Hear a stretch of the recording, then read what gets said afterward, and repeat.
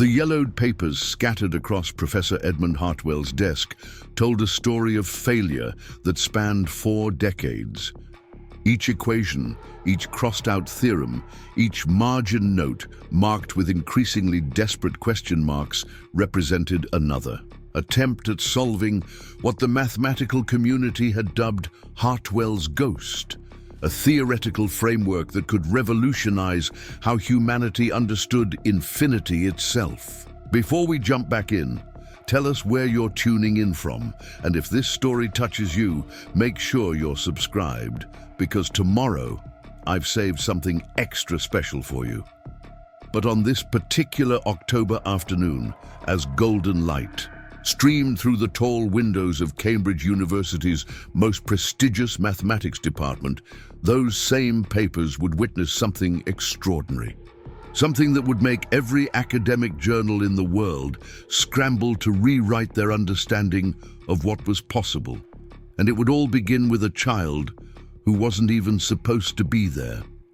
Professor Edmund Hartwell had spent most of his 72 years believing that brilliance was a currency you either possessed or didn't. Born in the industrial town of Sheffield in 1952, he had clawed his way from a working-class family to the ivory towers of academic excellence through sheer intellectual force. His father had been a steelworker who came home each night with blackened hands and stories of 12-hour shifts. His mother had cleaned offices until her knees gave out when Edmund was 16. They had sacrificed everything for his education, selling their wedding rings to pay for his mathematics textbooks, eating beans on toast for months so he could afford university application fees. Edmund never forgot the sound of his mother's worn slippers shuffling across the linoleum floor at 4 in the morning, brewing tea before another day of scrubbing floors in buildings where men in suits made more in an hour than she made in a month. That sacrifice had forged something steel-hard in Edmund's core, a determination that bordered on obsession. He graduated summa cum laude from Oxford at 20, completed his doctorate by 24, and published his first groundbreaking paper on infinite series by 26. The mathematical world took notice. By 30, he was the youngest professor ever tenured at Cambridge University. By 40, he had 3 Fields Medal nominations and a reputation as one of the most brilliant mathematical minds of his generation. But Professor Hartwell had been carrying something else for the past 40 years. A question so complex, so seemingly impossible, that it had consumed his life like a beautiful, maddening obsession. It began in 1984, during a late-night conversation with his mentor, Professor Vladimir Kozlov, a Russian mathematician who had fled the Soviet Union with nothing but a briefcase full of theorems and a mind that could see patterns where others saw only chaos. Professor Kozlov had been dying then, cancer eating away at his brilliant mind, one neuron at a time. In his final weeks, confined to a hospital bed that smelled of disinfectant and approaching death, he had called Edmund to his side and whispered about a problem that had haunted him since his days as a young researcher in Moscow. "There exists," Kozlov had said, his voice barely audible above the steady beep of monitoring machines, "a way to map the relationship between finite mathematical operations and infinite dimensional spaces. Not just theoretically, Edmund, practically. But the mathematics requires a perspective that perhaps our minds are too rigid to achieve." He had pressed a crumpled piece of paper into Edmund's hands. On it was written a single equation, elegant in its simplicity, terrifying in its implications. If solved, it would allow mathematicians to predict and model infinite systems with finite tools. The applications were staggering. Weather patterns that could be forecast centuries in advance, economic models that could prevent global recessions, even theoretical frameworks for understanding the expansion of the universe itself. But the equation was incomplete. It was like having the first and last sentences of a novel with everything in between, written in a language that didn't exist yet. Edmund had spent the next 4 decades trying to fill in those missing pieces. He had covered the walls of his office with whiteboards that stretched from floor to ceiling, each one dense with calculations that looked like the scribblings of a madman to anyone who didn't speak the language of advanced mathematics. He had filled notebooks by the hundreds. He had missed dinners, forgotten birthdays, and watched relationships crumble because he couldn't stop thinking about those missing variables. His marriage to Sarah had ended in 1997. She had been a literature professor, brilliant in her own right, someone who understood obsession but couldn't compete with an equation that had become more real to Edmund than the woman sleeping beside him. Their divorce papers had been signed in the same month he published a paper that got him noticed by the Nobel Committee for Mathematics. He remembered signing those documents with hands that shook not from emotion, but from the 16 cups of coffee he'd consumed while working through the night on another failed approach to the problem. His colleagues had watched him with a mixture of admiration and pity over the years. Edmund Hartwell, they whispered in faculty lounges, brilliant beyond measure, but chasing ghosts. Some of the younger professors, fresh-faced and full of contemporary mathematical theories, openly mocked what they called Hartwell's white whale. They published papers with titles like The Dangers of Intellectual Obsession and When Pursuit of Mathematical Perfection Becomes Pathological. But Edmund persisted, not because he enjoyed the suffering, but because he could feel it. In quiet moments, usually around 3 in the morning, when the campus was empty and his office felt like a chapel dedicated to numbers, he could sense the solution hovering just beyond his comprehension. It was like trying to remember a word in a foreign language that sits on the tip of your tongue, frustrating, maddening, but undeniably present. The mathematical community had long since moved on. Younger minds pursued quantum computing, applied mathematics, artificial intelligence applications. The pure theoretical work that had once been the hallmark of mathematical genius was increasingly seen as outdated, impractical. Funding committees wanted research that could be monetized, not explorations into the abstract nature of infinity. By 2020, Edmund had become something of a relic. Still brilliant, still capable of teaching complex theorems to graduate students who hung on his every word, but increasingly isolated from the mainstream mathematical community. His office, in the old wing of the mathematics building, had become a museum of failed attempts. Towers of journals reached toward the ceiling like monuments to intellectual ambition. The equation, printed and reprinted, annotated and re-annotated, covered every available surface. His days followed a routine that had become as rigid as the mathematical principles he taught. Up at 5, black coffee and 2 pieces of whole grain toast. A walk through the campus, rain or shine, while his subconscious mind turned over the variables that had stumped him for so long. Lectures in the morning, office hours in the afternoon, where brilliant young minds came to pick his brain about problems that seemed simple compared to the one that consumed him. And then back to his office, to those whiteboard walls, to the equation that Vladimir Kozlov had left him like a beautiful curse. The loneliness had become a constant companion. His former colleagues who remained at Cambridge treated him with the kind of gentle courtesy reserved for beloved but slightly eccentric elderly relatives. They invited him to faculty dinners out of obligation rather than desire. They listened politely when he spoke about his work, but changed the subject as quickly as politeness allowed. Edmund had no family left. His parents had died years ago, proud of their son's achievements, but never quite understanding what he did behind his office door. He had no children, no siblings, no close friends who weren't connected to the university. His entire world had contracted to the space between his flat near campus and his office, with occasional forays to the library where he could lose himself in mathematical journals from around the world. But he wasn't bitter. That was perhaps the most remarkable thing about Professor Edmund Hartwell after 40 years of chasing an unsolvable problem. He wasn't angry at the universe for presenting him with a puzzle he couldn't crack. Preparing and narrating this story took us a lot of time, so if you are enjoying it, subscribe to our channel. It means a lot to us. Now back to the story.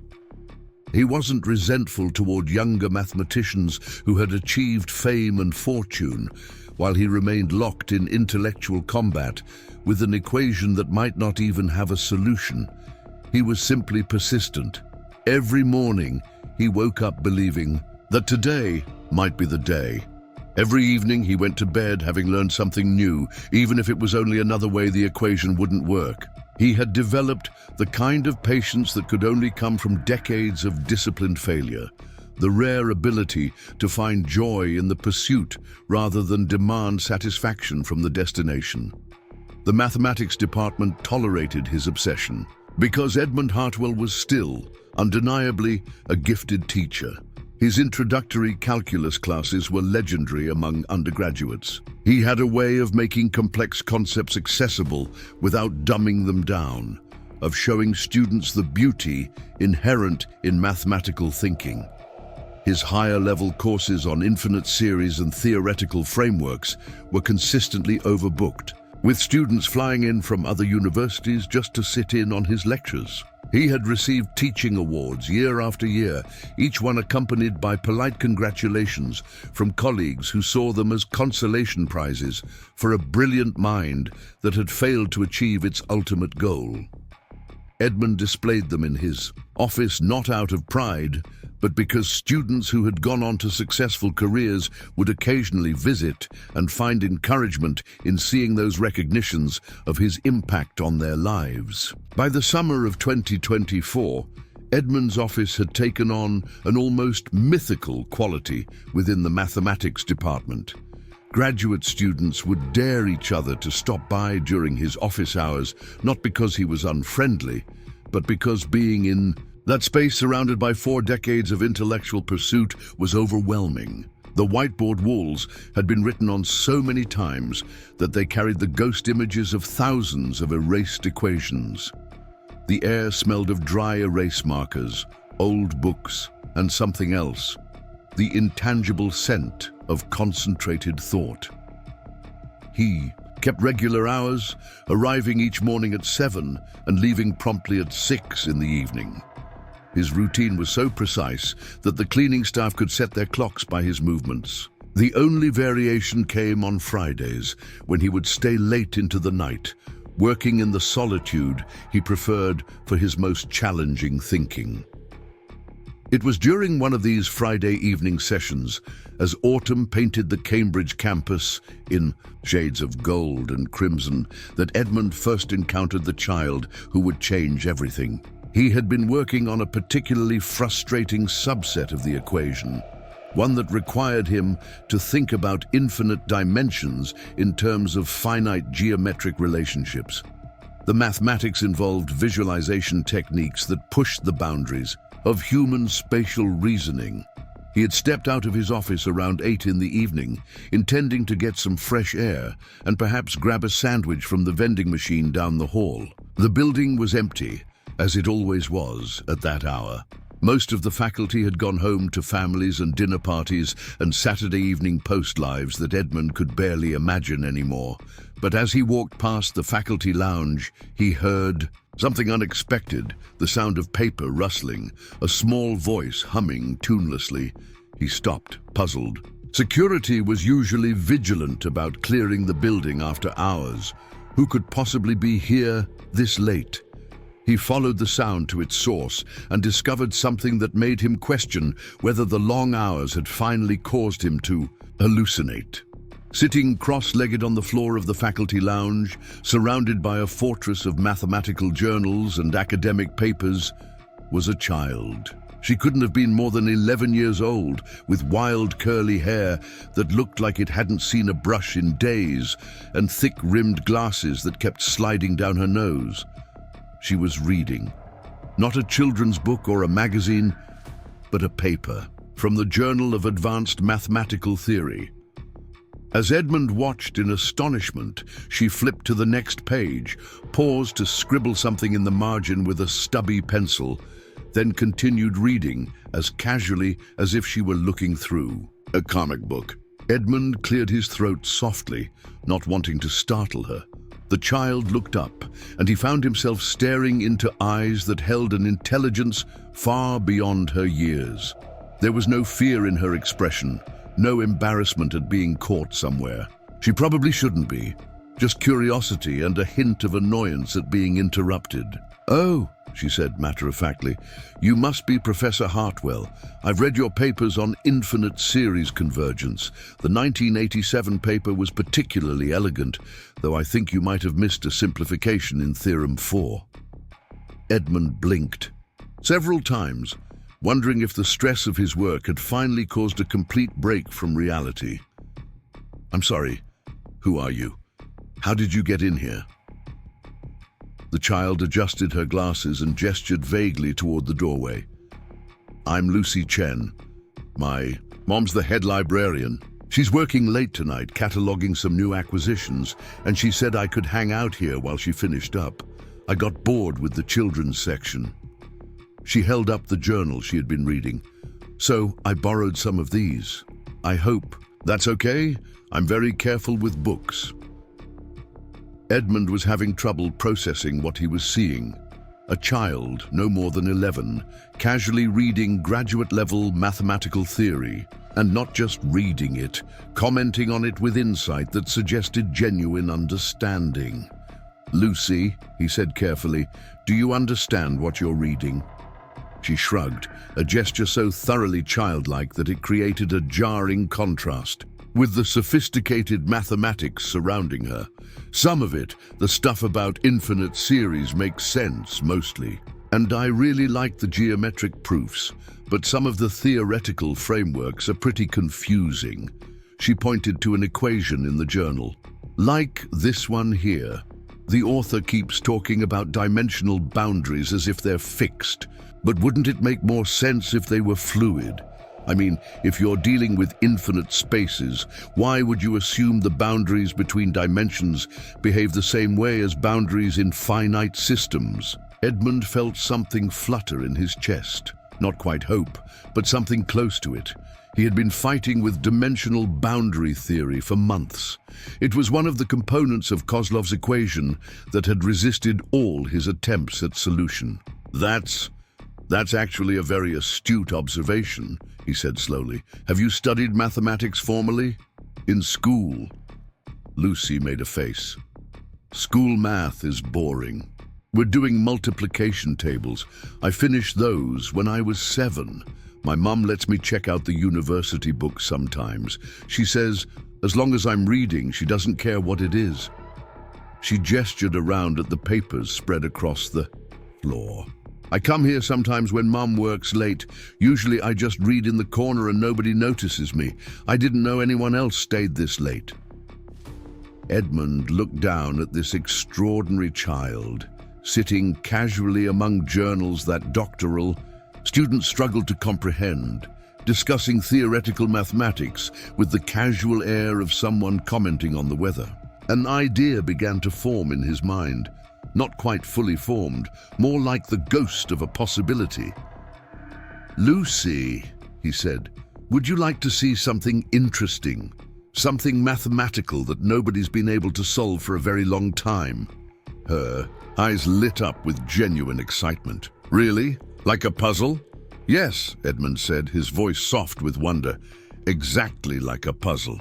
And so it was that on a Friday evening in October 2024, Professor Edmund Hartwell led the 11-year-old girl named Lucy Chen to his office, opened the door to 4 decades of intellectual pursuit, and unknowingly took the first step toward solving the unsolvable. The next week would change everything. Not just for Edmund, not just for Lucy, but for the entire mathematical world. Because sometimes the most impossible problems require the most unexpected solutions. And sometimes those solutions come from minds that haven't yet learned what should be impossible. The fluorescent lights in Edmund's office hummed softly as he watched Lucy Chen examine the equation that had consumed 4 decades of his life. She had been staring at it for nearly 20 minutes, her small fingers tracing patterns in the air as if she could physically manipulate the mathematical concepts floating in her mind. Her glasses had slipped down her nose again, but she seemed oblivious to everything except the symbols covering the whiteboard wall. Edmund had explained the basics of Kozlov's equation to her, though he wasn't entirely sure why. Perhaps it was the loneliness talking, or maybe the desperate hope that a fresh perspective might illuminate something he had overlooked. He had shown mathematical problems to colleagues, graduate students, even visiting professors from Harvard and MIT. None of them had offered anything more than polite interest and suggestions he had tried years ago. But Lucy was different. She didn't approach the equation with the baggage of traditional mathematical training.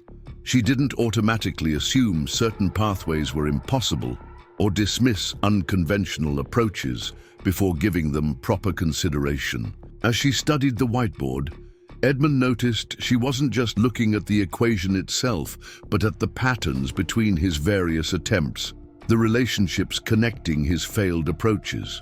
"Professor Hartwell," she said finally, not taking her eyes off the board, "can I ask you something that might sound silly?" Edmund nodded, settling into his desk chair. At this point, he was willing to entertain any question, no matter how unusual. "When you're thinking about infinite dimensional spaces," Lucy continued, "do you always think about them as getting bigger, like expanding outward in directions we can't see?" "Yes, that's the traditional conceptual framework. We imagine dimensions extending beyond our 3-dimensional experience." Lucy tilted her head, still staring at the equation. "But what if that's backwards? What if infinite dimensions aren't about expanding outward, but about contracting inward? What if instead of thinking about bigger spaces we can't see, we should be thinking about smaller spaces that contain everything?" Edmund felt something shift in his chest. It was a subtle sensation, like the moment when your eyes adjust to darkness, and suddenly you can make out shapes that were there all along. Lucy's question challenged a fundamental assumption he had never thought to question. Mathematical tradition approached infinite dimensional spaces as extensions of finite space, growing larger and more complex. But what if the opposite were true? "Explain what you mean," he said quietly. Lucy walked to the whiteboard and picked up one of his markers. Without asking permission, she began drawing beneath his equation. Her lines were simple, childlike, but the concept they represented was anything but. "Like this," she said, drawing a series of nested circles, each one smaller than the last. "What if infinite dimensions worked like those Russian dolls my mom has in her office? The ones where you open one and there's a smaller one inside, and then another, and another." She continued drawing, the circles getting so small that they became dots, then theoretical points. What if the infinite isn't about having more space, but about having infinite layers of smallness? And what if all those layers exist in the same place, like how you can have infinite fractions between 1 and 2, but they're still between 1 and 2? Edmund stared at her drawing, his mind racing. She was suggesting a complete inversion of dimensional theory. Instead of infinite dimensions extending outward into incomprehensible vastness, they folded inward into incomprehensible density. It was elegant, counterintuitive, and absolutely revolutionary. "Lucy," he said, his voice hoarse with excitement, "can you apply that thinking to this part of the equation?" He pointed to the section that had given him the most trouble, the variables that seemed to create paradoxes no matter how he approached them. She studied it for a moment, then began writing. Her handwriting was still clearly that of a child, with uneven letters and occasional erasures, but the mathematics flowing from her pencil was sophisticated beyond her years. "If dimensions fold inward instead of expanding outward," she said, working through the problem aloud, "then these variables aren't actually conflicting. They're just operating at different levels of smallness, like how you can have a whole symphony happening. But if you focus in really close, you realize it's just individual notes. And if you focus even closer, it's just vibrations in the air." Edmund watched in amazement as she restructured the equation using her inverted dimensional theory. What had been irreconcilable paradoxes became complementary relationships. Variables that had fought against each other for 40 years suddenly harmonized when viewed through this new lens. "My God," Edmund whispered, barely able to believe what he was seeing. "My God, I think you might be onto something." Lucy stepped back from the whiteboard, looking pleased with herself. "Really? I wasn't sure if I was doing it right. Math at school is so different from this." Edmund was already pulling books from his shelves, searching for specific theorems that might support Lucy's approach. His hands shook slightly as he flipped through pages, comparing established mathematical principles with the child's innovative thinking. "Lucy, what you've just proposed could revolutionize how we understand dimensional mathematics. Do you realize that?" She shrugged in that casual way children do when adults get excited about something that seems obvious to them. "I guess I just think about things differently than grown-ups do." Over the next hour, Edmund and Lucy worked together in a way that felt both natural and surreal. He would pose mathematical challenges, explain theoretical frameworks, and provide the formal language for concepts. She would approach them from unexpected angles, free from the constraints of academic tradition, offering insights that were simultaneously childish and profound. Edmund found himself explaining mathematical principles he hadn't discussed in years, dusting off theorems and proofs that had seemed irrelevant to his work until now. Lucy absorbed it all with the quick, eager mind of someone discovering the most fascinating game in the world. "Professor," she said during a pause in their work, "why hasn't anyone thought of this before? The inside-out dimension thing, I mean." Edmund considered the question carefully. "Sometimes when you've been thinking about a problem in a certain way for a long time, it becomes very difficult to imagine other ways of thinking about it. It's like, have you ever tried to remember a word you know, but it just won't come? And to you?" Lucy nodded emphatically. "And then when someone else says it, you're like, oh yeah, that was so obvious." Exactly like that. Sometimes the solution to a problem requires someone who hasn't learned all the reasons why it should be impossible. By the time Lucy's mother appeared in the doorway of Edmund's office, both mathematician and child were covered in marker stains and surrounded by papers filled with equations. Dr. Margaret Chen, the head librarian, stood in the doorway, looking bewildered by the scene before her. "Lucy, what on earth are you doing? I've been looking everywhere for you." Lucy looked up from where she was sitting cross-legged on the floor, working on what Edmund now recognized as a groundbreaking mathematical proof. "Hey, Mom, I've been helping Professor Hartwell with a math problem. We figured out something really cool about dimensions." Margaret Chen was a small, efficient woman in her 40s, with kind eyes behind wire-rimmed glasses. She had the patient demeanor of someone accustomed to dealing with both books and children, though the combination of the two in an advanced mathematics office was clearly outside her usual experience. "I'm so sorry, Professor Hartwell," she said, stepping into the office. "I hope Lucy hasn't been bothering you. She has a tendency to wander when she gets bored." "Not at all," Edmund said quickly. "Actually, she's been remarkably helpful. Your daughter has quite an extraordinary mind for mathematics." Margaret glanced around at the equation-covered whiteboards, the scattered papers, and the excited energy radiating from her daughter. She's always been interested in numbers and patterns. I've tried to encourage it, but I'm no mathematician myself. I specialize in medieval literature. Edmund stood up, suddenly feeling the need to convey the significance of what had just occurred. Mrs. Chen, I don't think you understand. Your daughter may have just found the key to solving a problem that has stumped the mathematical community for decades. Margaret's eyebrows raised skeptically. Professor, she's 11 years old. Yes, Edmund said, his voice growing more confident. And because she's 11, she approached the problem without any preconceived notions about what should or shouldn't be possible. He gestured to the whiteboard, where Lucy's childish handwriting was interspersed with complex mathematical symbols.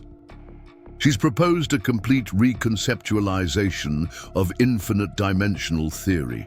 It's elegant, it's logical, and it appears to resolve paradoxes that have existed in the field for generations. Lucy looked up from her papers, marker cap between her teeth. I just thought about dimensions like layers instead of directions. It wasn't that hard. Margaret Chen stared at her daughter, then at Edmund, then at the intimidating mathematics covering every surface of the office. Her expression shifted from skepticism to wonder to something approaching alarm. Professor Hartwell, are you saying my daughter solved some kind of famous math problem? Not solved. Not yet, Edmund said carefully. But she's provided an insight that could lead to a solution. With her permission and yours, I'd like to work with her to develop this theory further. The implications of what he was suggesting began to dawn on all three of them. A child collaborating with a university. Professor on cutting-edge mathematical research was unprecedented. The academic world would be skeptical at best, hostile at worst, but the mathematics didn't lie. What Lucy had discovered was real, significant, and potentially world-changing. Margaret looked at her daughter, who was now absently doodling geometric shapes while humming off-key. Lucy, honey, do you understand what Professor Hartwell is saying? Lucy nodded seriously.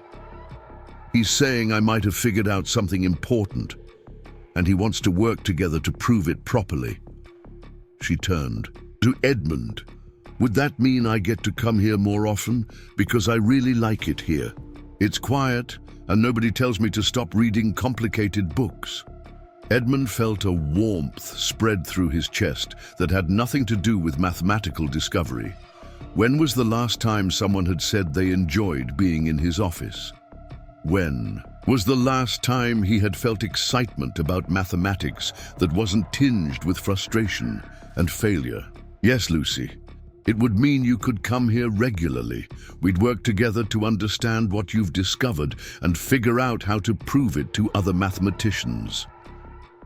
Margaret Chen was quiet for a long moment, processing the enormity of what was being proposed. Finally, she spoke. Professor Hartwell, I need you to be completely honest with me. Is this real, or are you just being kind to an enthusiastic child? Edmund met her gaze directly. Mrs. Chen, I've spent 40 years of my life trying to solve this equation. I've consulted with the most brilliant mathematical minds in the world. What your daughter did tonight, what she saw that none of us could see, it's not just real, it's revolutionary. He paused, choosing his words carefully. I understand your skepticism. I understand your concern. But I believe Lucy may have just changed the future of mathematics. That night, after Lucy and her mother had left, Edmund sat alone in his office staring at the whiteboard where a child's simple drawings had unlocked decades of mathematical mystery. He thought about Vladimir Kozlov, dying in a hospital bed, pressing that crumpled paper into his hands with a whispered hope that someone, someday, would see what he couldn't. He thought about 40 years of failure, of colleagues who had given up on him, of a loneliness so complete he had forgotten what it felt like to share excitement with another person. And then he thought about Lucy Chen, sitting cross-legged on his office floor, approaching the unsolvable with the casual confidence of someone who didn't know it was supposed to be impossible. For the first time in decades, Edmund Hartwell went to sleep that night, not with the weight of failure pressing down on him, but with the electric anticipation of possibility. Tomorrow, he would begin the process of formally testing Lucy's theory. Tomorrow, he would start the delicate work of convincing the academic world that an 11-year-old child had succeeded where generations of mathematicians had failed. But tonight, he simply allowed himself to feel something he had almost forgotten existed: hope. The next morning brought challenges that Edmund hadn't anticipated. As he arrived at his office earlier than usual, he found Dr. Richard Pemberton, the head of the mathematics department, waiting for him in the hallway. Pemberton was a thin, sharp-faced man in his 50s who had always treated Edmund with the kind of polite tolerance reserved for aging colleagues who had outlived their usefulness. "Edmund," Pemberton said, falling into step beside him as he unlocked his office door, "I heard you had an interesting visitor yesterday evening." Edmund paused, key halfway into the lock. News traveled fast in the insular world of university departments. If you're referring to Lucy Chen, yes, she's a remarkable young woman. She's a child, Edmund. A child who was apparently found in your office late at night, working on mathematics, far beyond what should be appropriate for someone her age. Edmund pushed open his office door, not inviting Pemberton in, but not excluding him either. "She's extraordinarily gifted, Richard. What she accomplished yesterday could have significant implications for the field." Pemberton's eyes swept over the equation-covered whiteboards, taking in the mix of Edmund's decades-old work and Lucy's fresh additions. "Edmund, you're a brilliant mathematician. You've been an asset to this university for 40 years. But this is problematic." He gestured toward the whiteboard, where Lucy's childish handwriting was interspersed with complex symbols. "You can't seriously be suggesting that a primary school student has solved a problem that has eluded you for 4 decades. Edmund set down his briefcase carefully, choosing his words with equal care. "I'm suggesting that she's offered a perspective that has eluded all of us. And that perspective may be the key to understanding something we've been approaching incorrectly. For generations." Edmund, listen to yourself. "You're talking about a child.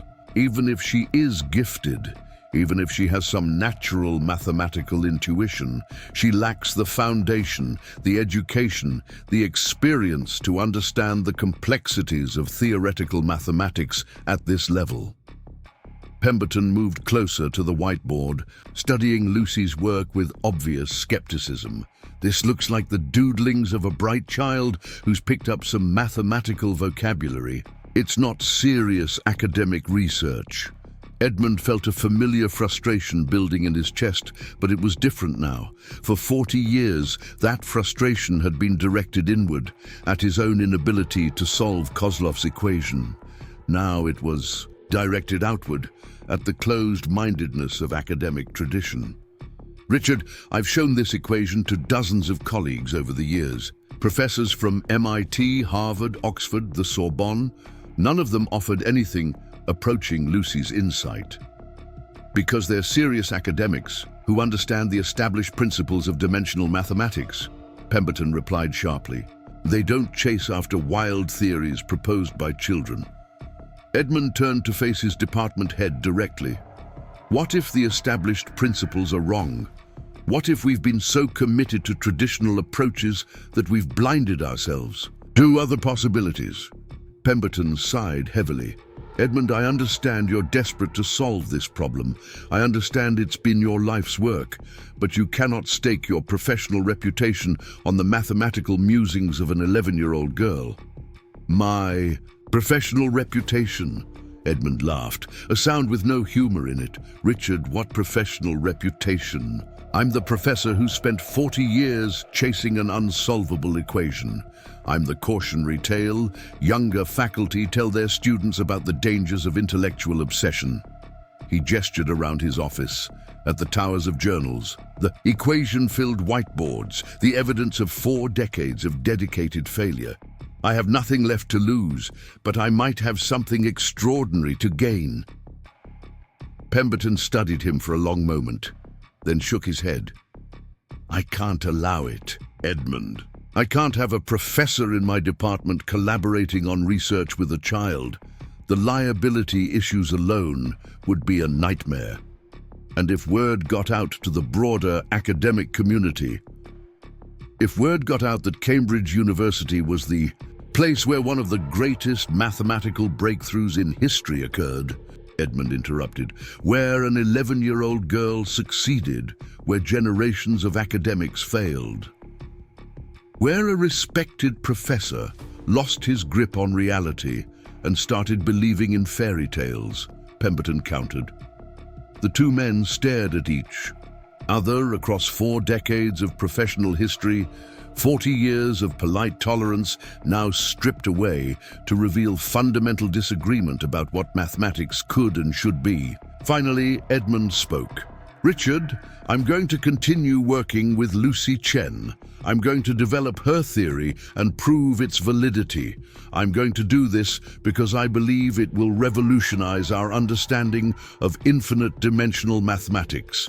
Pemberton's face hardened. Edmund, if you insist on pursuing this foolishness, I'll have no choice but to consider it an abandonment of your professional responsibilities. There will be consequences. Then there will be consequences, Edmund said quietly. After Pemberton left, Edmund sat alone in his office, staring at the whiteboard where Lucy's simple drawings had unlocked a mystery 4 decades in the making. He thought about professional consequences, about academic reputation, about the careful life he had built within the safe boundaries of university respectability. Then he thought about a child sitting cross-legged on his floor, approaching the impossible with casual confidence, seeing solutions where others saw only problems. The choice, when he finally made it, felt like liberation.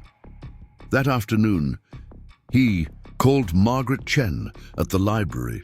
When Lucy answered the phone instead, her voice bright with curiosity, Edmund found himself smiling for the first time in weeks.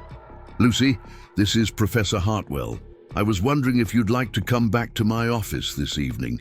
I think we have more work to do. The weeks that followed became a blur of discovery and controversy in equal measure. Edmund found himself living in 2 worlds simultaneously. The sterile, politically charged atmosphere of university bureaucracy and the electric excitement of working with Lucy Chen on mathematics that could reshape human understanding of reality itself. Their evening sessions had become routine. Lucy would arrive around 6 after completing her regular schoolwork, her backpack stuffed with notebooks and pencils. Margaret Chen would drop her off with a mixture of pride and apprehension, still struggling to fully comprehend that her daughter was collaborating on research that could earn Nobel Prizes. Edmund had transformed part of his office into something resembling a child-friendly workspace. He'd brought in a smaller desk, positioned at Lucy's height, and stocked it with supplies. But Lucy rarely used it, preferring to work on the floor, surrounded by papers, or standing at the whiteboards, her small hands moving with surprising precision as she manipulated symbols and concepts. The mathematics they were developing together defied easy categorization. It was part pure theory, part applied physics, part philosophical inquiry into the nature of space itself. Lucy's inverted dimensional theory had proven to be more than just an interesting insight. It was a fundamental reimagining of how mathematical space could be understood. "See, Professor," Lucy said one evening, carefully erasing part of an equation they'd been working on for days. "When you think about dimensions going inward, it's like looking at a photograph with a really good magnifying glass. The closer you look, the more detail you find, But it's all still part of the same picture. Edmund watched her redraw the section, her child's handwriting now mixed freely with sophisticated mathematical notation they'd developed together. Over the past 3 weeks, Lucy had not only grasped advanced mathematical concepts, but had begun inventing her own symbolic language to express ideas that traditional notation couldn't adequately represent. And if dimensions fold into themselves infinitely, she continued, drawing a series of intricate spirals, then what we think of as separate dimensional spaces are actually all the same space, just observed at different levels of resolution. Edmund felt that familiar sensation of pieces clicking into place. Lucy, you're describing a unified field theory. Do you realize that Einstein spent the last 30 years of his life trying to develop something similar? Lucy adjusted her glasses and looked up at him with that expression of mild confusion she got when adults made big pronouncements about things that seemed obvious to her. Well, maybe he was thinking too much about things getting bigger instead of thinking about things getting smaller. Their breakthrough came on a Thursday evening in November. They had been working on reconciling Lucy's dimensional theory with practical applications when she suddenly stopped mid-sentence and stared at the central equation, Kozlov's equation, as if seeing it for the first time. "Professor," she said quietly, "what if we've been thinking about this all wrong?" Edmund looked up from the calculations he'd been reviewing. They'd had many moments like this over the past weeks, small revelations that added pieces to their growing understanding. But something in Lucy's voice suggested this was different. "What do you mean?" Lucy walked to the main whiteboard and pointed to a section of the equation that had particularly troubled Edmund. A series of variables that seemed to create paradoxes no matter how they were arranged.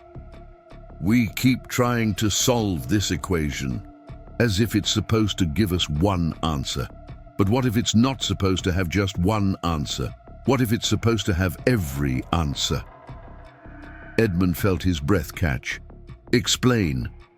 Lucy picked up a marker and began writing beneath Kozlov's equation. Her handwriting was becoming more confident now, flowing between childish letters and mathematical symbols with increasing ease.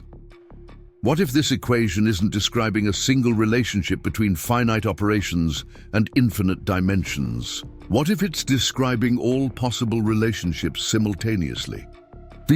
She drew a series of nested diagrams, each one more complex than the last.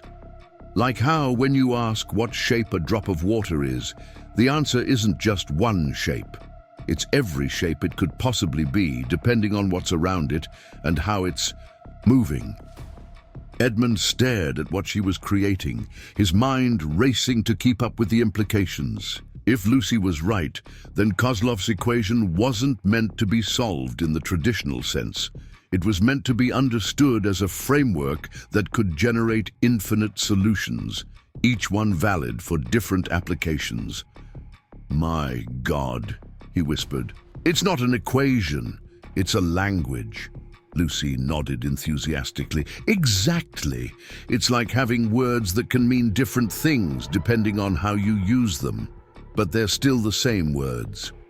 Over the next hour, they worked together to develop this new understanding. Edmund provided the mathematical rigor and formal structure, while Lucy offered intuitive leaps that bridged gaps he hadn't even realized existed.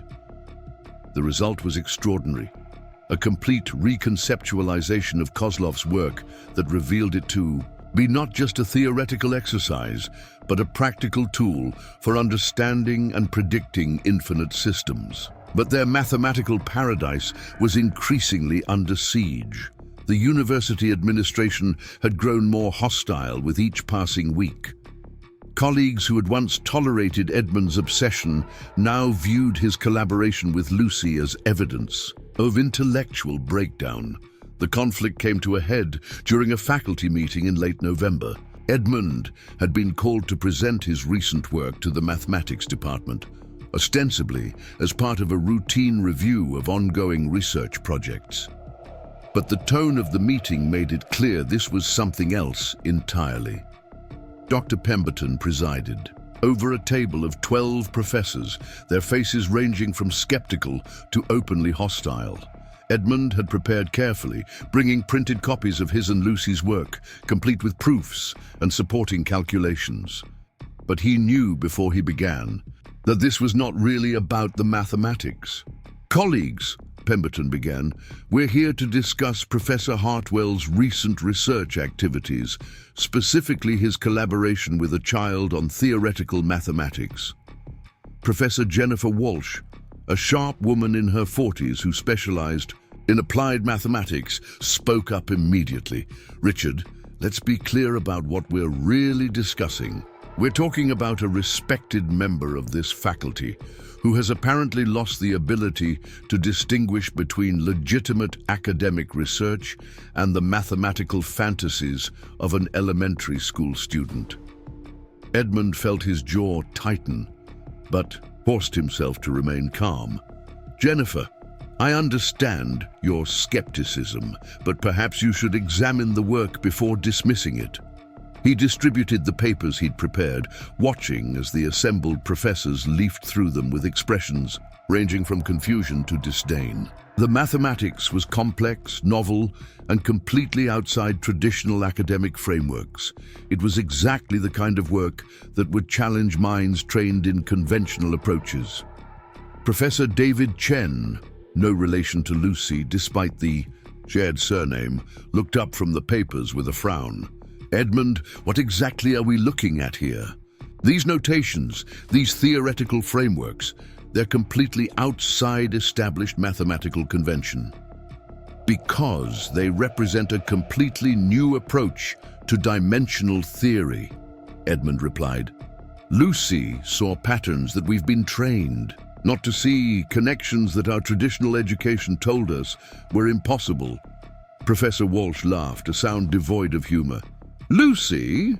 You're referring to this child by her first name as if she were a colleague. Edmund, this is absurd. Children don't make breakthrough discoveries in theoretical mathematics. They lack the foundational knowledge, the years of study, the intellectual maturity." Albert Einstein developed his theory of relativity by imagining himself riding alongside a beam of light, Edmund countered. "Sometimes the most profound insights come from thinking in ways that formal education discourages." Dr. Pemberton intervened before the argument could escalate further. "Edmund, regardless of the theoretical merits of this work, the practical concerns remain significant. You're collaborating on university research with a minor child. The ethical implications, the liability issues, the impact on our department's reputation, the impact on our reputation if we're the department that dismissed one of the greatest mathematical breakthroughs in history because it came from an unexpected source." Edmund interrupted. The room fell silent. Edmund could see the calculation happening in his colleagues' minds, the weighing of risk against potential reward. But he could also see something else, the deep-seated conservatism of academic institutions, the fear of being wrong, the preference for incremental progress over revolutionary change. Professor Walsh broke the silence.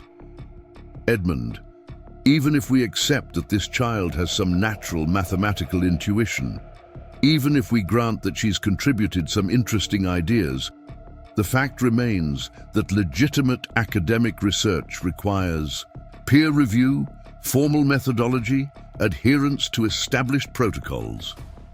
All of which I'm prepared to provide," Edmund said. "The mathematics is sound, the proofs are rigorous, the applications are revolutionary." "Applications?" Professor Chen leaned forward. "What practical applications could this theoretical work possibly have?" Edmund felt a moment of hesitation. He and Lucy had discussed potential applications of their work, but they hadn't yet developed specific implementations. The theory was still too new, too radical for immediate practical application. "The framework we've developed could revolutionize weather prediction, economic modeling, even our understanding of cosmic phenomena, he said. Any system involving infinite variables could be better understood through this approach.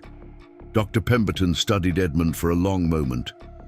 And you believe an 11-year-old girl is qualified to contribute to research with such far-reaching implications?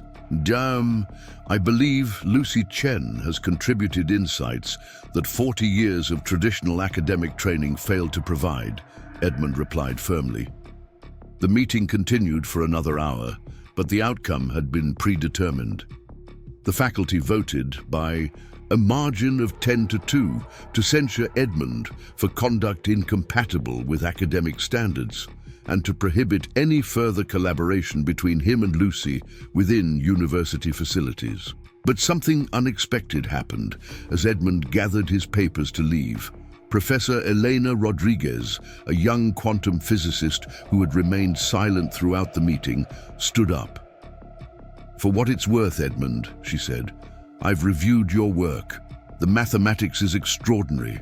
Unconventional, yes, but rigorous. If you're right about what you've discovered..." She let the sentence hang in the air, but her meaning was clear.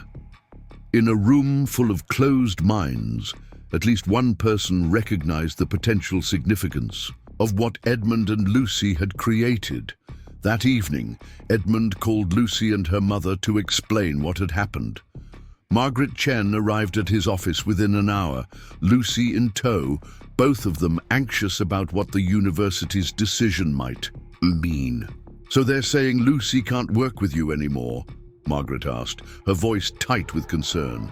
"They're saying she can't work with me here at the university," Edmund clarified. "But that doesn't mean our work has to end." Lucy, who had been examining the whiteboard while the adults talked, turned around with a determined expression. "Professor Hartwell, my mum has a really big study at home. It has lots of wall space, and it's very quiet." Margaret looked between her daughter and Edmund, understanding dawning on her face. "You're suggesting you continue your research at our house?" "If you'll have me," Edmund said. "The work Lucy and I are doing, it's too important to abandon because of institutional politics. The mathematics doesn't care where it's developed. Truth doesn't require official sanction."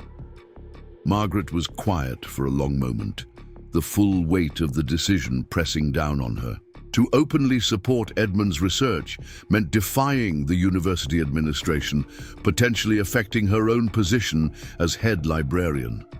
But as she looked at her daughter, brilliant, passionate, engaged with mathematics in a way that brought her pure joy, the decision became clear. "Professor Hartwell," she said finally, "I think our dining room table is about to become a very unusual laboratory." The next phase of their work began in the Chen family home. Margaret had converted her large study into an impromptu research center, installing multiple whiteboards and creating space for Edmund and Lucy to continue their collaboration. What had started as a formal academic relationship had evolved into something resembling an extended family, dedicated to pushing the boundaries of human knowledge. Working outside the university environment brought unexpected advantages. Free from institutional constraints and academic politics, Edmund and Lucy could pursue their research without concern for departmental approval or peer review committees. They worked at their own pace, following mathematical insights wherever they led. Lucy's mother became an unexpected asset to their research. Though not a mathematician herself, Margaret's training in medieval literature had given her skills in textual analysis and pattern recognition that proved surprisingly applicable to their work. She could spot inconsistencies in their notation, identify areas where their explanations needed clarification, and ask questions that forced them to make their work more accessible. "Remember," she would say when they became too absorbed in technical details, "if you can't explain it to someone outside your field, you probably don't understand it well enough yet." The breakthrough that would change everything came in December. Just as Cambridge was blanketed in the year's first snow, Edmund and Lucy had been working on applying their dimensional framework to a specific mathematical problem, predicting the behavior of complex systems over time, when Lucy suddenly stopped working and stared out the window at the falling snow. "Professor," she said slowly, "I just realized something." Edmund looked up from his calculations. "What is it?" Lucy gestured to the window where thousands of snowflakes drifted past in seemingly random patterns. "Every snowflake is different, right? But they all fall according to the same basic principles. They're all unique, but they're all following the same rules." She turned back to their work, her eyes bright with excitement. "What if our equation works the same way? What if it doesn't just describe how infinite dimensions relate to finite operations, but shows how infinite unique solutions can emerge from a single mathematical framework?" Edmund felt the familiar rush of understanding that came when pieces of a vast puzzle suddenly aligned. "Lucy, you're talking about a generative mathematical system, an equation that doesn't just solve problems but creates new mathematics." "Exactly." Lucy ran to the whiteboard and began drawing with quick, excited strokes. "And if it can create new mathematics, then it can probably create new solutions to problems we haven't even thought of yet." Working together through the evening, they developed this insight into a formal mathematical proof. What emerged was breathtaking in its elegance and implications. Kozlov's equation, properly understood through Lucy's dimensional framework, wasn't just a tool for solving specific problems. It was a generator of mathematical possibilities, capable of producing infinite solutions to infinite types of problems. The practical applications were staggering. Economic systems, weather patterns, disease spreads, population dynamics, even the behavior of subatomic particles. Any complex system could potentially be modeled and predicted using their framework. But perhaps most remarkably, their proof suggested something even more profound: that mathematics itself might be fundamentally creative rather than merely descriptive. That rather than simply describing relationships that already exist in nature, mathematical thinking might actively participate in creating the patterns and structures that shape reality. As December turned to January, word of their work began to spread beyond Cambridge through unofficial channels. Dr. Rodriguez had shared their research with colleagues at other universities. Margaret Chen had discussed it with visiting scholars who used the library. Graduate students who had heard rumors about the professor who worked with a child prodigy began seeking out their papers through academic networks. The response was unprecedented. Professor Angela Yama from Tokyo University flew to Cambridge specifically to meet with Edmund and Lucy.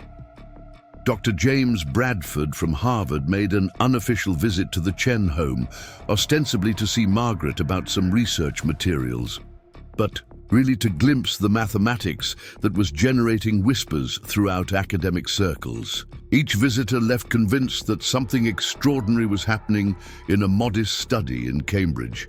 The work being done by a retired professor and an 11-year-old girl was not only mathematically sound, but potentially revolutionary. But with recognition came renewed pressure from the university administration. Dr. Pemberton, learning about the continued collaboration and the growing attention it was receiving, made one final attempt to shut down what he saw as an embarrassment. To the mathematics department, the confrontation came in February when Pemberton arrived unannounced at the Chen home with 2 security officers and a legal representative.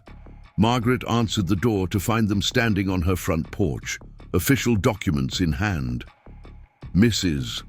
Chen, I'm here to inform you that Professor Hartwell is in violation of his employment contract by continuing unauthorized research collaboration with a minor.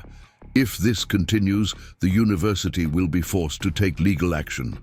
Margaret stood in her doorway, her small frame contrasting with the imposing presence of the university officials, but her voice steady and clear. "Dr. Pemberton, Professor Hartwell is working in my home, with my daughter, with my full permission and support. I fail to see how the university has any jurisdiction over what happens in my private residence." From behind her, Edmund appeared. Having heard the commotion, "Richard, what are you doing here?" "I'm trying to save your career, Edmund, and trying to prevent this university from becoming a laughingstock in the academic community." Lucy, drawn by the raised voices, peered around her mother's side. Despite being the subject of the dispute, she seemed more curious than concerned about the adult drama unfolding at her front door. "Dr. Pemberton," Margaret continued, "I think you should know that several prominent universities have already expressed interest in this research. MIT has offered to provide funding and facilities for Professor Hartwell and Lucy to continue their work. The Royal Society has requested a formal presentation." Pemberton's face flushed red. "Mrs. Chen, you cannot seriously believe that a child is qualified to conduct research at that level." Lucy stepped forward, looking up at the department head with the same calm confidence she brought to solving mathematical problems. "Dr. Pemberton, would you like to see what we've discovered? I could show you how the equation works. It's really quite beautiful once you understand it." For a moment, Pemberton looked down at this small girl who had caused such upheaval in his ordered academic world. Perhaps he saw something in her eyes, intelligence, sincerity, genuine enthusiasm for knowledge that gave him pause. But institutional pride and professional conservatism ultimately won out. "Miss Chen," he said stiffly, "mathematics is a serious discipline that requires years of study and formal training. I'm sure your efforts are admirable for someone your age, but they cannot be confused with legitimate academic research." Lucy nodded politely, as if he had simply expressed a preference for tea over coffee. "I understand why you might think that, Dr. Pemberton, but the mathematics doesn't really care about age or credentials. It just cares about being true." The next day, Edmund submitted his resignation from Cambridge University. After 40 years of institutional life, of department meetings and administrative bureaucracy and academic politics, he was finally free to pursue mathematics purely for its own sake. The news of his resignation, combined with the growing rumors about his work with Lucy, created a sensation in the mathematical community. Supporters and detractors lined up on opposite sides of what became known as the Cambridge controversy. Some dismissed the entire affair as a cautionary tale about aging professors who had lost their grip on reality. Others saw it as a brave stand against institutional closed-mindedness. But a growing number of mathematicians, physicists, and theorists were focusing on the work itself, and what they saw there was undeniably extraordinary. In March, Nature magazine published a letter from 47 prominent scientists calling for an independent review of the Hartwell-Chen research. The letter sparked a global conversation about the nature of mathematical genius, the role of institutions in fostering or hindering discovery, and the question of whether breakthrough insights were more likely to come from within established academic structures or outside them. But for Edmund and Lucy, the outside world had become largely irrelevant. Working together in the converted study, surrounded by whiteboards covered with their unique mathematical language, they were exploring territories of knowledge that no human mind had ever mapped before. They were no longer just solving Kozlov's equation. They were discovering that the equation was a doorway to mathematical realms that stretched beyond anything previously imagined. Each day brought new insights, new applications, new wonders. And as spring arrived in Cambridge, bringing with it the promise of renewal and growth, Edmund Hartwell and Lucy Chen stood together at the threshold of something that would change. Not just mathematics, but humanity's understanding of reality itself. The impossible had become inevitable. All that remained was to prove it to the world, 25 years had passed since Dr. Marcus Thornton first encountered Maya on that rainy night outside Harvard's astrophysics building. The discontinuous space-time research initiative had evolved into humanity's most advanced physics program, its discoveries reshaping everything from quantum computing to energy generation. Yet the woman who'd sparked this revolution remained a mystery, her name appearing in no official records, her contributions hidden in the gaps between documented history. Dr. Sarah Kim, now 34, and the initiative's youngest department head, discovered the truth by accident. She'd been researching the program's origins for a documentary, celebrating its quarter-century milestone when she found an encrypted file buried deep in the archives. The file contained decades of personal logs recorded by Marcus, now director emeritus, detailing the true genesis of discontinuous space-time theory. Sarah sat in her office at 2 a.m., watching holographic projections of Maya's original sketches rotate slowly in the air above her desk. The cardboard drawings had been digitally preserved using quantum scanning techniques that captured not just their visual form, but somehow their essential character, the hesitations, the corrections, the moments of inspiration frozen in graphite. And hope. Each sketch told a story Sarah had never known. The mathematics that had made her career possible, the theories that had revolutionized physics, the insights that had earned Marcus global acclaim. All of it traced back to a homeless woman whose final fate remained unknown. The weight of this revelation sat heavy in her chest. How many others working in the program remained unaware of their field's true origins? The night security guard, an elderly man named Chen, who'd worked the building for 15 years, knocked softly on her open door. Another late night, Dr. Kim. She looked up, noticing something in his expression, awareness that seemed to go beyond casual curiosity. Chen, how long have you known? He smiled, unsurprised by the question. About 3 years. Found director Thornton crying in this same office, staring at those same sketches. He told me everything. Chen entered the room fully, his eyes reflecting the holographic light.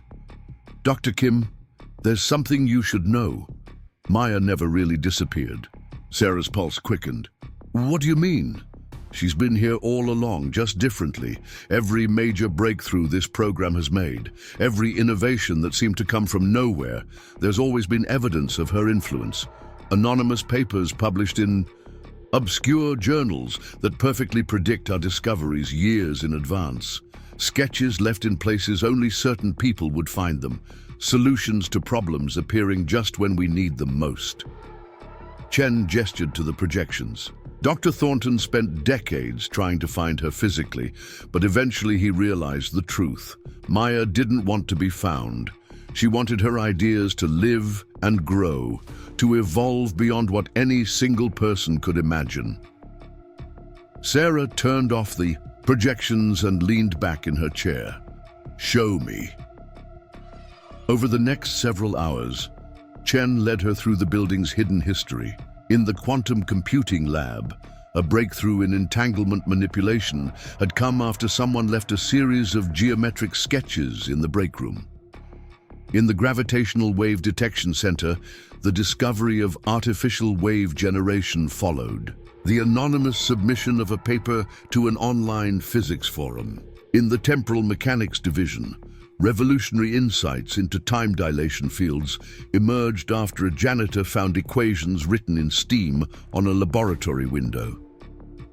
She's like the ghost in the machine, Chen explained, leading Sarah to the building's small meditation garden, nudging the research in directions that honor her original vision while preventing it from being militarized beyond recognition. They sat on a bench surrounded by carefully maintained plants that somehow thrived despite the building's artificial environment. Sarah noticed the garden's design, curved pathways with deliberate gaps, spaces where different sections didn't quite connect, creating a pattern that looked random but felt intentional. Maya designed this garden, Sarah asked. Dr. Thornton did, based on her sketches. He said she wanted a place where people could experience discontinuity physically, not just mathematically. See how the paths don't align perfectly, how you have to step across small gaps to move from one section to another. That's the universe Maya showed us, beautiful because it's incomplete. Dawn was breaking over the research campus, and Sarah could hear the early shift beginning their day. Chen stood to leave, but turned back with a final thought. Dr. Kim, there's a memorial service today, not for Maya. We don't know if she's alive or dead, but for Dr. Thornton, who passed last week. I think you should attend, but first. He handed her a small package wrapped in brown paper. He asked me to give this to whoever discovered the truth about Maya. Inside the package was a single sketch, clearly Maya's work, but different from all the others Sarah had seen. Instead of complex mathematical patterns, it showed a simple spiral that seemed to expand and contract simultaneously. Along the margin, in Maya's careful handwriting, was a note: "Truth isn't something you hold, it's something you become." The memorial service took place in Harvard's Memorial Chapel, filled with physicists, government officials, and students whose lives had been touched by Marcus's work. Sarah sat in the back, Maya's sketch tucked carefully in her jacket pocket, listening to speakers praise Marcus's revolutionary theories and groundbreaking leadership. Dr. Elena Vasquez, now elderly but still sharp, delivered the main eulogy. Marcus Thornton changed our understanding of reality itself. His discovery of discontinuous space-time theory opened doors we didn't even know existed. He showed us that the universe's apparent flaws were actually its greatest features, that incompleteness was not a problem to be solved, but a mystery to be celebrated. Sarah felt the irony acutely. Every word of praise directed at Marcus belonged equally, perhaps more, to a woman whose name would never appear on official monuments or in authorized histories. She thought of all the students who'd studied discontinuous space-time theory without knowing its true origins, all the scientists who'd built careers on modifications of Maya's insights, all the Nobel Prize winners whose work traced back to sketches on cardboard. After the service, Sarah found herself walking the Harvard campus, following a path she'd never taken before. She wasn't sure what drew her to the old library, to the quiet corner where Maya had once slept beneath a broken table. The area had been renovated, modernized, but something about it still felt charged with possibility. An undergraduate student sat alone at a table, sketching in the margins of her physics textbook. Sarah recognized the behavior immediately, the same focused attention, the same way of seeing patterns in empty space that Maya had possessed. She approached carefully. "Interesting drawings," Sarah said. The student, a young woman with ink-stained fingers and tired eyes, looked up. "Oh, sorry, I should probably be taking notes instead of doodling. It's just, the equations make more sense when I draw them." Sarah sat down across from her. "What's your name?" "Jennifer." "Jenny, I'm a sophomore, physics major. I know this probably looks weird, but I see mathematics differently than most people. My professors say I have an unusual approach to problem solving." Sarah studied Jenny's sketches, intuitive visualizations of quantum field interactions that showed remarkable sophistication for an undergraduate. "Jenny, would you like to see something?" Sarah pulled out Maya's final sketch, placing it on the table between them. Jenny's eyes widened as she recognized something fundamental in the drawing's structure. "This is extraordinary," Jenny whispered. "It's like a map of thoughts. Who drew this?" "Someone who changed the world," Sarah replied. "Someone who saw the universe's incompleteness as its greatest strength. Jenny, I work at the Discontinuous Space-Time Research Initiative. We're always looking for minds that think differently." "I've heard of that place. Isn't it classified? Government stuff?" "Parts of it, yes.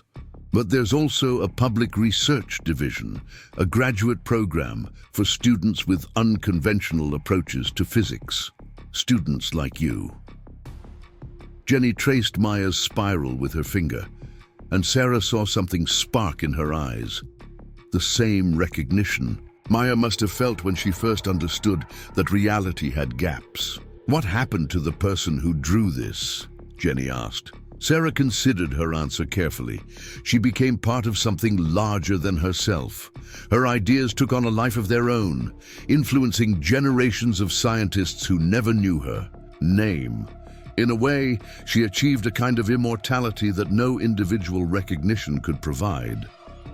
Over the following months, Sarah found herself actively seeking out students like Jenny, minds that approached physics intuitively, that saw patterns others missed, that understood mathematics through visualization rather than pure calculation. She established a scholarship program, unofficially known as the Maya Foundation, that identified and nurtured unconventional thinkers in science. The first recipient was Jenny, who showed unprecedented ability to translate abstract physics concepts into visual metaphors.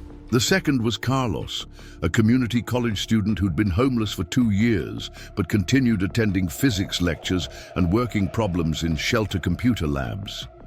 The third was Aisha, who'd been dismissed from traditional programs for refusing to solve problems using approved methods, instead developing her own mathematical frameworks that were later proven more efficient than standard approaches. Sarah never told them about Maya directly, but she shared her philosophy that the universe's incompleteness wasn't a flaw to be corrected, but an invitation to remain curious, to accept mystery as an essential component of understanding. The program grew, attracting students from unconventional backgrounds who might have been overlooked by traditional academic institutions. Former street artists who saw physics in graffiti patterns, self-taught mathematicians who'd learned from library books, former homeless individuals who understood empty space in ways privileged academics never could. Each new student added their own insights to the collaborative understanding of discontinuous space-time theory. The research evolved in directions no single person could have predicted, becoming a truly collective endeavor that honored Maya's vision of science as a living, breathing entity rather than a rigid system of facts. Dr. Sarah Kim eventually became director of the research program, a position she held for 30 years. Under her leadership, discontinuous space-time theory led to breakthroughs that revolutionized human civilization. Clean energy generation through controlled space-time gaps, instant communication across any distance via quantum discontinuity, medical technologies that could repair biological damage by temporarily separating affected areas from normal space-time. But perhaps the most significant change was philosophical. The scientific community gradually embraced the idea that incompleteness was fundamental to reality, that absolute knowledge was neither possible nor desirable. Research methods evolved to include intuition alongside calculation, visualization alongside equation solving, collaborative discovery alongside individual achievement.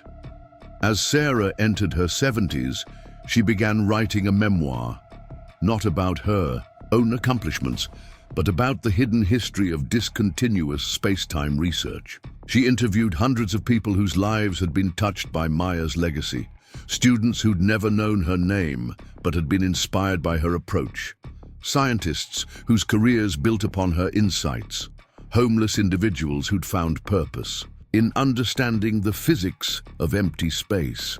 One interview stood out above all others.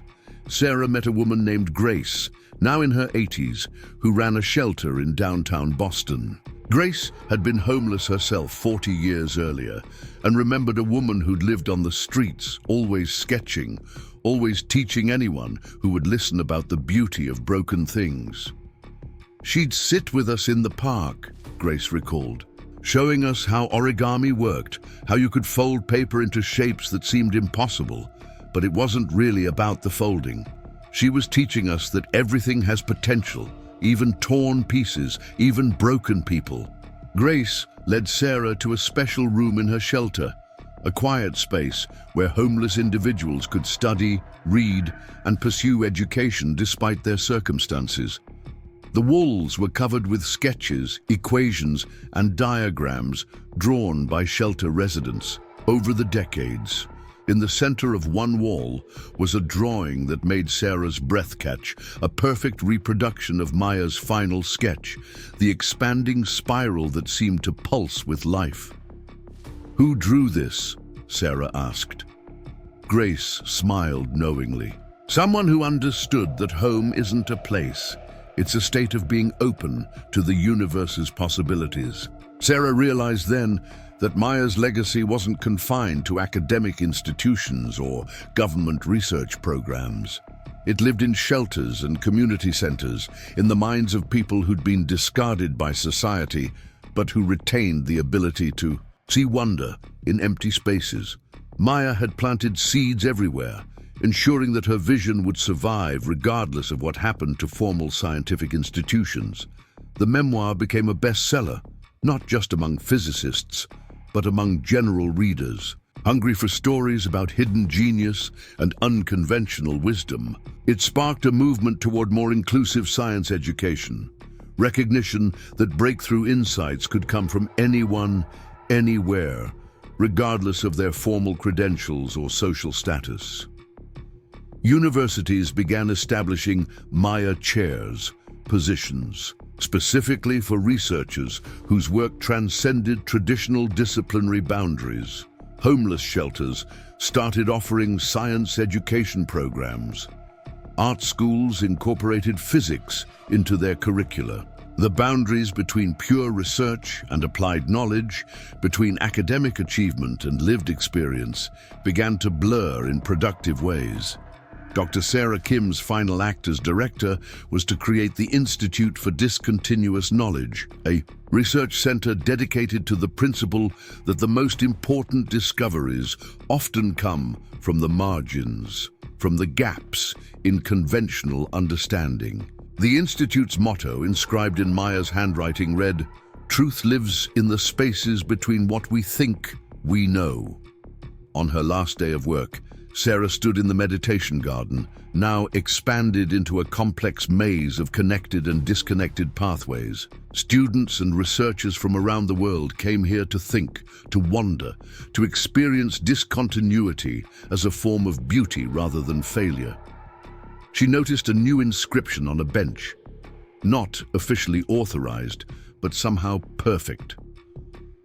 Maya, Jan, 1968, unknown.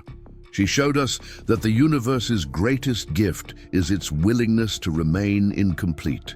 Below the inscription was a fresh sketch drawn in chalk that would wash away with the next rain. A spiral with gaps that seemed to breathe, to expand and contract with the rhythm of something alive and eternal. Sarah smiled, understanding finally that Maya hadn't disappeared. She had become woven into the fabric of discovery itself, ensuring that future generations would always remember that the most profound truths are found not in what we grasp completely, but in what we allow to remain. Wonderfully, mysteriously unfinished. Decades later, as Sarah's memoir was reprinted for the 100th time, and children around the world learned about the woman who'd seen the universe's deepest secrets in its empty spaces. One question persisted. Was Maya still alive? Had she really vanished, or had she simply found a way to exist in the discontinuities she'd discovered, moving through the gaps in space-time as easily as walking through a door? The answer, appropriately, remained incomplete.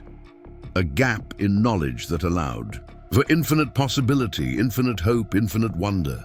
And perhaps that was exactly as Maya would have wanted it. A mystery that invited exploration rather than conclusion. A question that enriched the asking more than any answer ever could. In physics laboratories and homeless shelters, in university lecture halls and community gardens, in the minds of anyone who'd ever looked at empty space and seen potential rather than void. Maya's legacy continued to unfold. She had become the universe's own discontinuity, present in her absence, visible in her invisibility, teaching through silence that sometimes the most important things are the ones we choose not to fully understand. The final chapter of Sarah's memoir contained only one sentence, repeated from Maya's note so many years before. "Truth isn't something you hold, it's something you become." And in becoming truth, rather than possessing it, Maya had achieved something rare in human history: immortality, not through monuments or fame, but through the gift of showing others how to see the world differently, how to find beauty in incompleteness, how to recognize that the universe's greatest mysteries are not problems to be solved, but invitations to remain perpetually, joyfully curious. Dr. Sarah Kim stood in her empty office on her last day as director, boxing up 40 years of research. At 75, she thought she'd learned everything the universe had to teach her about discontinuous space-time theory. She was wrong. As she lifted Maya's original sketch from its frame, the one Chen had given her decades ago, a hidden layer of the drawing revealed itself. The aging paper had become slightly transparent, and holding it against the light exposed additional marks invisible for all these years. Faint lines beneath the main drawing formed a completely different pattern. Coordinates. Not mathematical coordinates, celestial ones. Star positions, precisely calculated. Her hands trembling, Sarah rushed to her computer, inputting the coordinates into the observatory's star mapping software. The results made her gasp. The coordinates pointed to a specific location in space, exactly 47. 3 light-years from Earth, where the Kepler Space Telescope had recently detected anomalous readings. The anomaly wasn't random cosmic radiation or instrument error, as NASA had assumed. It was a pattern, the same pattern Maya had drawn on cardboard 40 years ago. Sarah called her research team immediately. "Emergency meeting, conference room, 7 now." Dr. Jennifer Walsh, now the head of theoretical physics, arrived first. "Sarah, what's wrong? You look like you've seen a ghost." "Not seen," Sarah whispered, showing her the overlay. "Found." The revelation that followed shattered everything they thought they knew. Maya hadn't just discovered discontinuous space-time theory, she'd been using it. The coordinates led to a region where space-time itself was fundamentally altered, where the gaps in reality formed a coherent structure spanning light years.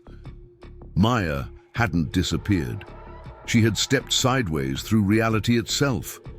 The team worked through the night, analyzing the celestial anomaly with their most advanced instruments. What they found defied every law of physics except the ones Maya had shown them. The distant region exhibited impossible properties, matter that existed in superposition across multiple dimensional states, energy patterns that created stable discontinuities, structures that maintained coherence across vast distances without any known force holding them together. "It's a civilization," Dr. Walsh breathed. "Or was. Something built from discontinuous space-time itself." Sarah stared at the data, understanding dawning like a sunrise. She didn't invent the theory. She was teaching us about something that already existed, something she knew about. Over the following weeks, as news of the discovery spread through the scientific community, more pieces fell into place. Maya's sketches weren't just theoretical models. They were blueprints, instructions, a manual for beings who understood that reality's gaps weren't flaws, but gateways. The cosmic structures they detected were ancient, older than Earth's solar system. Whoever had built them had learned to live in the spaces between spaces, to travel through discontinuities rather than across continuous space-time. Maya hadn't been a homeless woman drawing random patterns. She had been a teacher, preparing humanity for its next evolutionary step. Dr. Sarah Kim's final official act was to authorize a new research directive, not to understand discontinuous space-time, but to learn to navigate it. The implications were staggering. If Maya's people could travel through reality's gaps, the speed of light wasn't a barrier, it was irrelevant. If consciousness could exist in discontinuous states, death itself might be just another transition. On her way home that evening, Sarah made one last stop at the memorial garden. Maya's bench was empty, but someone had left a new sketch anchored under a small stone. The drawing showed two spirals, one representing Earth, one representing the distant anomaly, connected by a delicate bridge of dots. Beside it was a note in familiar handwriting. Ready to take the next step? Sarah looked up at the stars, finally understanding the true scope of Maya's gift. She hadn't just given humanity a new physics theory. She had opened the door to a larger universe, one where Earth's children could eventually join whatever incredible civilization existed in the gaps between realities. Maya had been the bridge, a being who could exist in both worlds, who had spent decades slowly, carefully preparing humanity for a truth too vast to reveal all at once. The homeless woman outside Harvard's physics building hadn't been learning about discontinuous space-time. She had been teaching it, nurturing humanity toward its next phase of existence. Sarah smiled, pocketing the note. Tomorrow she would begin the most important research of her life, learning not just to understand the gaps in reality, but to step through them. Maya's greatest lesson wasn't about physics, it was about becoming comfortable with incompleteness, because incompleteness was the doorway to infinite possibility. The universe hadn't broken, it had left windows open, and Maya had spent 40 years teaching humanity how to find them. Up next, you've got two more standout stories right on your screen. If this one hit the mark, you won't want to pass these up. Just click and check them out.